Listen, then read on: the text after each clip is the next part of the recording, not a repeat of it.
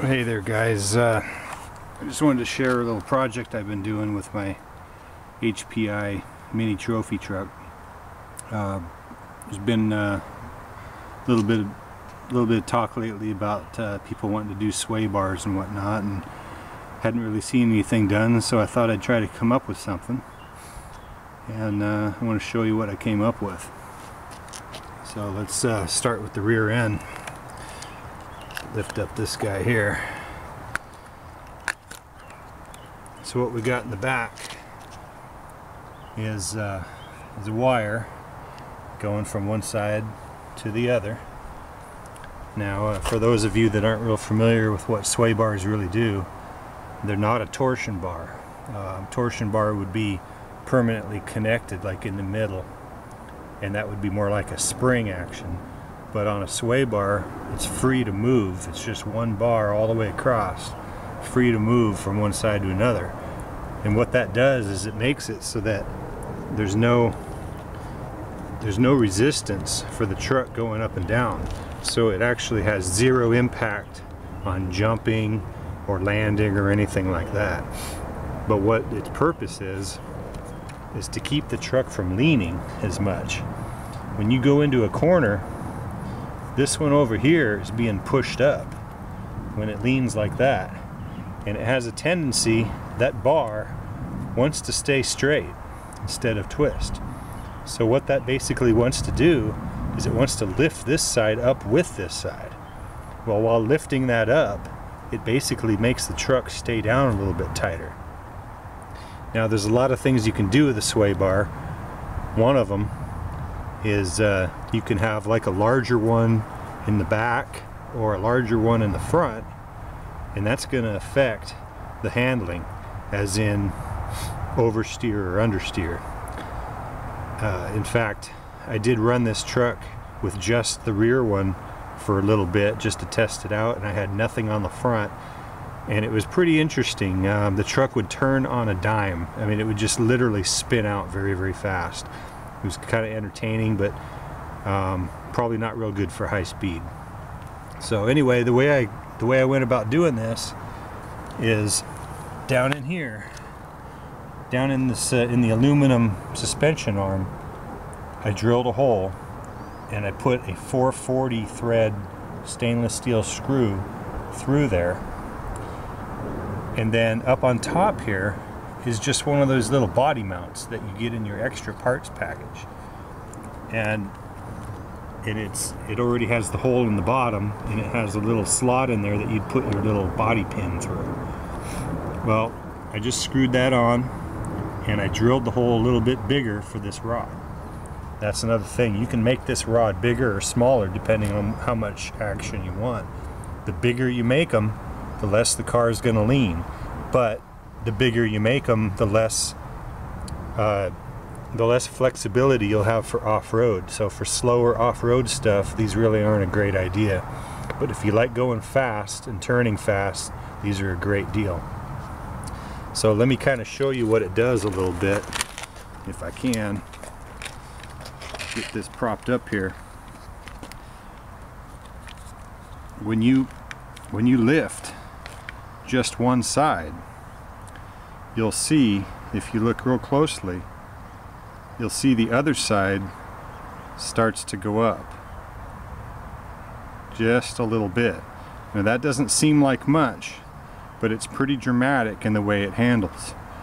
Of course, again, if you were to go with a thicker bar, now this bar is probably, I think it's about 3/32 or maybe a 1/16 inch of a diameter.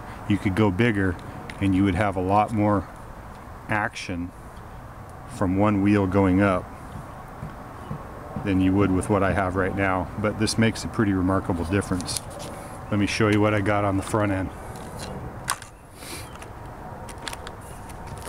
Front end's a little bit different setup.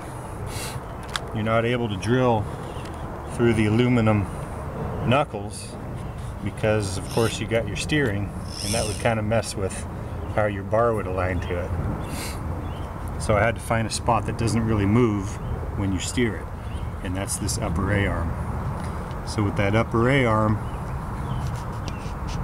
what we did there is we drilled a series of holes, started small and went bigger and bigger until it matched again that little post that's a body tie down. Once it fit in there, then we brought it over, pushed it through, and then I have a washer. I just happened to use what I had laying around, which was a nylon washer. You could use really whatever you want, and I just used one of the screws that was provided in the extra kit to hold that in there. Again, looking at that little post, you kind of have to drill that hole out a little bit so that your sway bar will fit through it. This one, because the front springs aren't as tight, you can kind of see a little bit more action slightly from the front going up and down. I know it's hard to see because it's hard to hold the whole car steady, but when I push this other side all the way up, this side's coming up with it a little bit, and that's what's keeping your car from leaning over when you go into a turn. When that one pushes down, it wants to lift this side up also. That's what keeps you steady. So now I'm going to do a little back-to-back experiment between this one and a stock one. Okay, here we go. This is the truck with the sway bar. Let's see if I can't hold this and drive at the same time. Give it a try.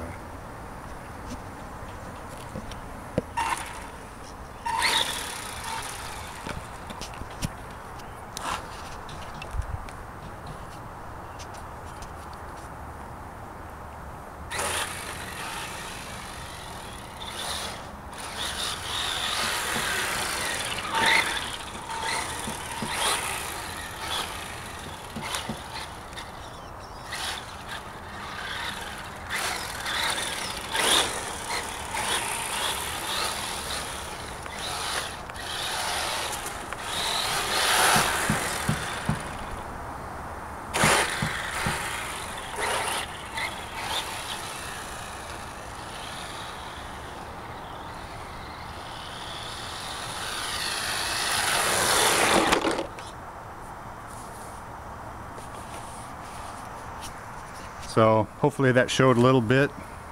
Not really a whole lot of body movement when I'm going around the corners.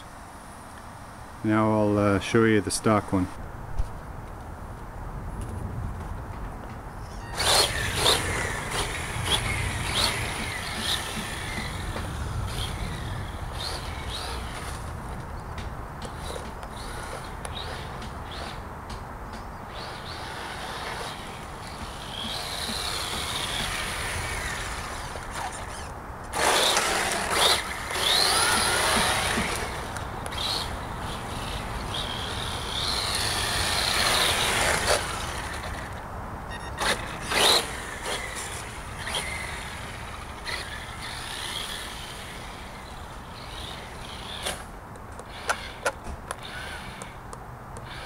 Yeah, I guess that's all we're going to get on that one. But anyway, hope you enjoyed that. Hopefully it's, you know, it's a little bit hard to tell. Obviously it's a little easier to tell while you're driving, but makes quite a bit of difference on the way it leans and the way it turns. Turning is quite a bit quicker, a little more responsive, makes it a little bit more fun. Later.